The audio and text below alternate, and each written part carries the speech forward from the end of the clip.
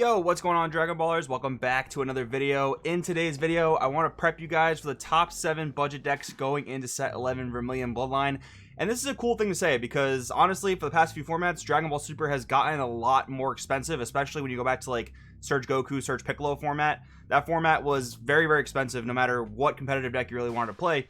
But the nice thing is we're kind of moving away from that. We had an anniversary box with a lot of really great reprints that brought the price down of a lot of cards really dramatically, so that's really good. And besides that, going into set 11, I think there are a lot of really good caliber picks if you want to be both competitive and play Dragon Ball Super on a budget. So with that being said, guys, if you are new here, make sure to subscribe, hit that bell so you don't miss a video. If you want to help the channel out, there are tons of ways down in the description to do so. We have the Gemmy app and the Patreon for your one-on-one coaching as well as your crossword competitive articles. We also have deck protection for your sleeves, deck boxes, binders, all that stuff you'll need for your budget decks. And finally, TCG player in the description if you want to buy or pre-order and the cards you see in today's video. That being said, let's get started with number 1. Probably the boogeyman of this list, and that's Reboot Gohan, because it's a deck that a lot of people don't like to play against because it's very, very powerful, especially considering the way we're playing in the pandemic with all these online webcams slash untapped tournaments. They're all usually best of 1, and Reboot Gohan absolutely wreaks havoc in best of 1. Now, there's a few reasons why this is a great budget deck, and let me explain really quick too. When I say budget, I'm saying this deck will cost you roughly between $50 and $100, always less than $100, usually closer to that 50 mark. And I've highlighted the more expensive cards for each of these decks. And the nice thing is, besides these expensive cards like Cells, Earth Destroying Kamehameha, the rest of the deck is pretty much commons, uncommons, a few rares here and there, not too many other SRs or expensive cards needed, which is actually really, really nice. So back to Reboot Gohan. This guy is a monster. One of the main reasons why it's such a good budget deck is because most of the deck, the power derives from the leader, because the leader is essentially a triple attack, triple strike on your all-in turn, which is really insane. Now, of course, the deck is not without bad matchups. I mean, yellow can pose a problem for Reboot Gohan, more particularly with Release from Evil. That's basically one of the very few cards in the game that can actually negate your leader's skills when it attacks. So with that being the case, it's gonna be one of your not so great matchups in yellow. But besides that, Reboot Gohan has been a dominant force in the meta for, 2.5 sets now, basically. Since set 9, it's been a meta relevant deck, and then going into set 11, it's looking to still remain quite strong, again, because that leader-based aggression is not the easiest thing to deal with when you're not playing yellow. Really cool thing about the main deck for Reboot Gohan, though, there's been a lot of successful builds in the past, and even in the present. We've had both mono green and blue green be very, very successful. The really expensive card in that deck, or the most expensive card I should say, is Cells, Earth Destroying Kamehameha, which at the time of recording is sitting at around $15 to $17 per copy. But like I said, besides that, the rest of the deck is a lot of commons. You have like Feet Kamehameha, you have your 1-drop Newfound Power Gohan as one of your other aggressive cards. Thank goodness Senzu Bean is a lot cheaper than it was back in the day if you're playing the blue-green version. And then you have Son Goku, Son Gohan, Sands of Earth. That used to be a much more expensive card, sitting around $20 per copy.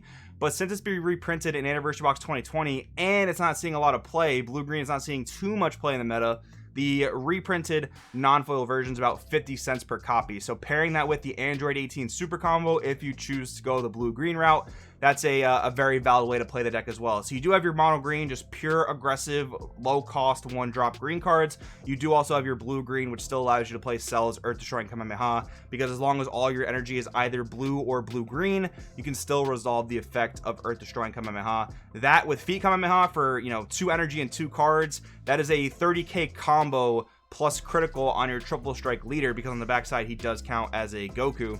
So that is really, really strong there. Besides that, another version of this deck that's been doing very well is AOD Reboot Gohan, the AOD stuff being from Anniversary Box 2020. Luckily, once again, everything for the AOD deck is incredibly cheap besides the Boo leader, but we're fixing that problem because we're basically taking Reboot Gohan and playing, that leader instead of the Boo AOD leader, which is a bit more on the expensive side. The only thing you really miss out on in the AOD version of Gohan is the Android 13 counterplay, but that's okay. You have other concessions for that. You have Focus Breakthrough, which is another common counterplay, stopping things like Topo. It does stop pretty much all the things that Android 13 would stop, just a little bit more specific in terms of having to be at 4 life or less. But in Reboot Gohan, you're going to be self-awakening a lot, so that's actually pretty easy to get to. So in my opinion, great pick for a budget deck going into next set.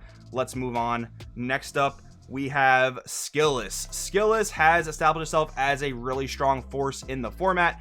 It's been doing particularly well with both blue-red builds and mono-red builds. So once again, luckily, the core stuff of the deck, nothing's really expensive. You have a bunch of common vanilla cards, usually in the 1-drop 10k department, although sometimes you'll also be playing 3-drop 30ks, as well as maybe the occasional 2-drop 20k if you decide to play Training Buddy Krillin, but that combo hasn't really been in the meta for a while now, since more like the set 6, set 7 days. But besides that, coming back to current Skilless, the more expensive cards for the deck are Adventure Begins Goku and Topo Righteous Aid. Luckily, Topo did get reprinted in Anniversary Box 2020.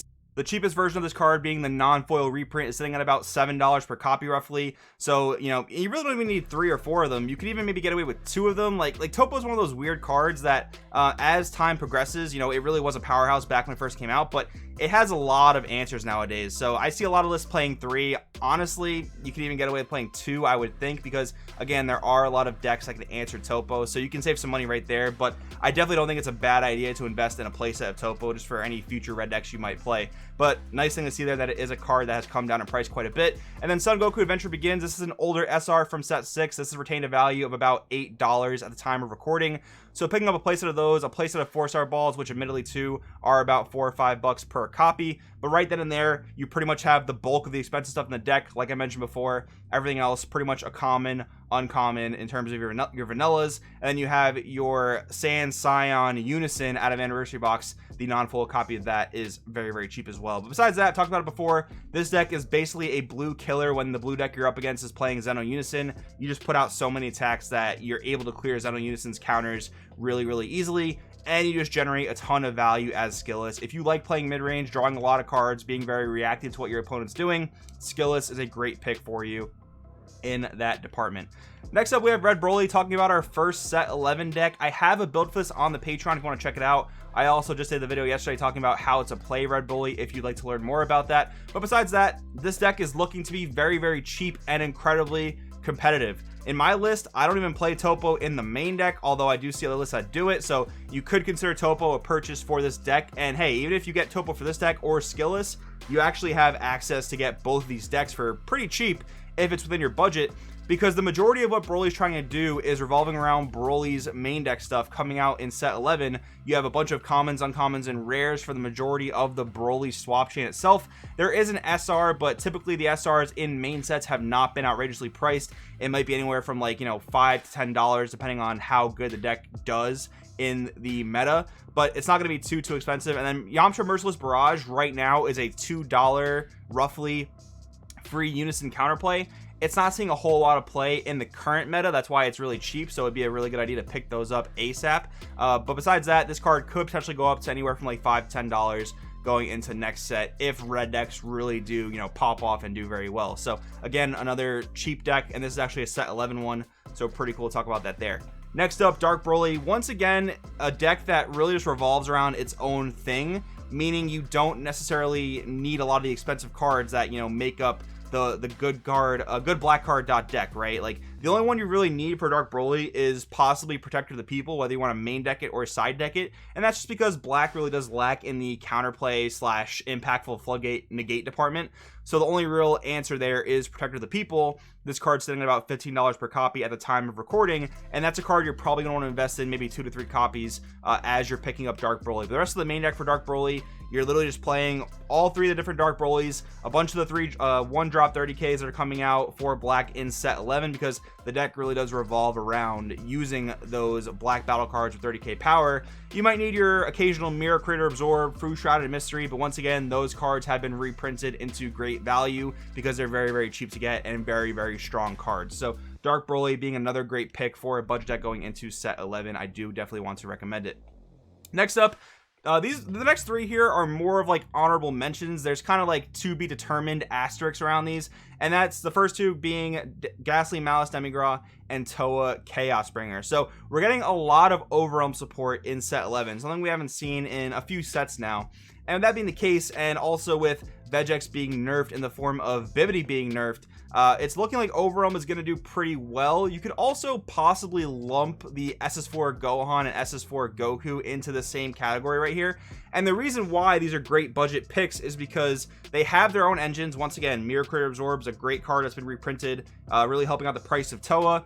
And then for Demigra, you have the Demigra engine that came out in the Magnificent Collection that basically just spams the board with Gravy and Poutines. That's a very strong aggressive engine.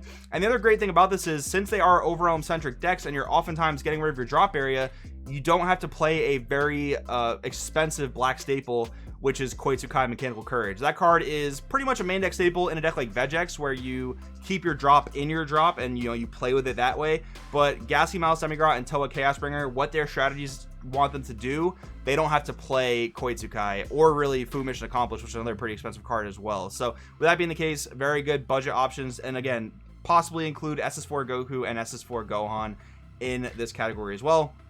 And finally, guys, this is a super honorable mention. I really want to make that clear here. We're talking about Pilaf, Shu, and My Assemble. The reason I bring this up is because this deck actually did particularly well at one of the online events over the weekend. I think it was Core TCG, correct me if I'm wrong, but it came in first place and second place. I believe Rob Rizzi was the first place player. I'm not sure who the second place player was, but I did see a post from the second place player that said his deck was $40. And he came second place in a decently sized tournament. Of course, again, best of one online webcam tournament, not the highest integrity tournaments that are out there, but still pretty cool to see this deck does some things. And this actually caused me to go back and look through at what all the different Pilaf, Shu, and My cards do.